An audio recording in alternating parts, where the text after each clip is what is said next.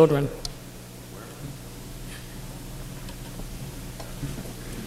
Thank you, Senator Council. Senator Nelson, you're recognized.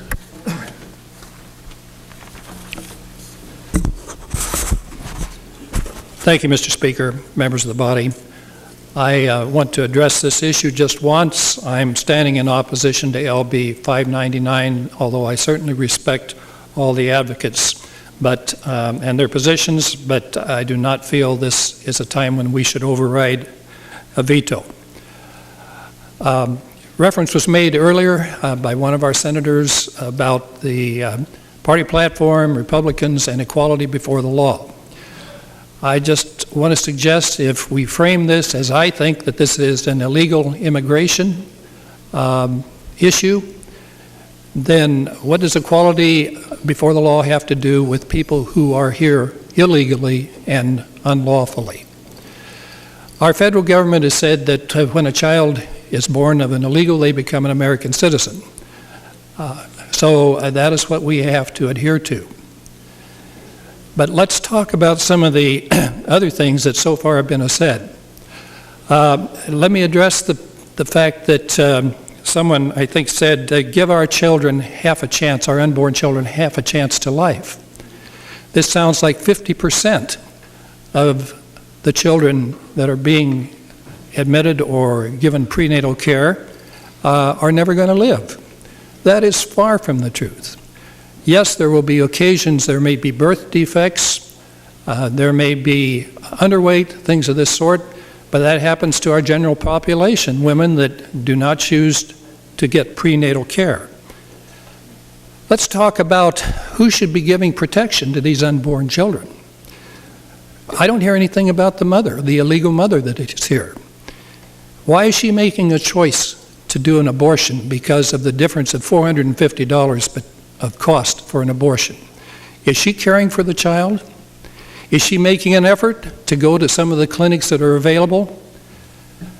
Let me point out, let's take One World in Omaha, for instance. No one is being turned away. For the last year and a half, they have been finding a way to take care of these persons because they've been using private contributions and other sources, and sometimes they've been bearing the cost. As Senator Fulton has said, it's not the optimum. They may have not been getting all that they could, but they are getting this care. And this is the way it should be done. We've heard that our national immigration law is broken. Well, it may be broken, but our federal law still says that benefits shall not be provided for illegals. And that's what we have. And then they've come through with an exception that says, well, it's a little different. If you have a child that's going to be born to an illegal, you have an option to take care of that child and give them prenatal care if you want to do it through the CHIPS program.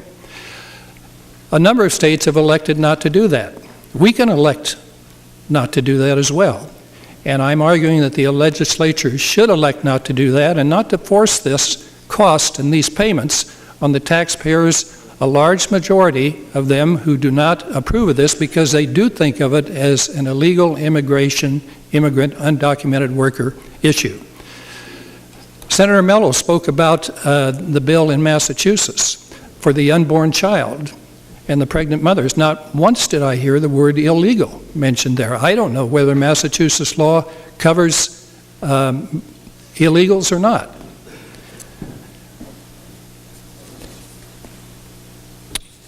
One minute. Let me repeat that there are services available for these mothers if they choose to seek them out. It shouldn't be a matter of cost because the care will be provided, if only on a basis of charitable contributions. And I think it is the place for our charities and our churches and those who are very concerned about life issues or prenatal care or the ability of the unborn child to proceed under normal health care to come forward and help with this. If a pregnant mother is having complications, as we have heard from Senator Carlson, she can go to the hospital and she can receive the help that she needs there. It may not be prenatal, but she has a place to go and it will be paid for. So I stand in opposition to LB599 and I ask you to vote no for the override. Thank you very much, Mr. President. Thank you,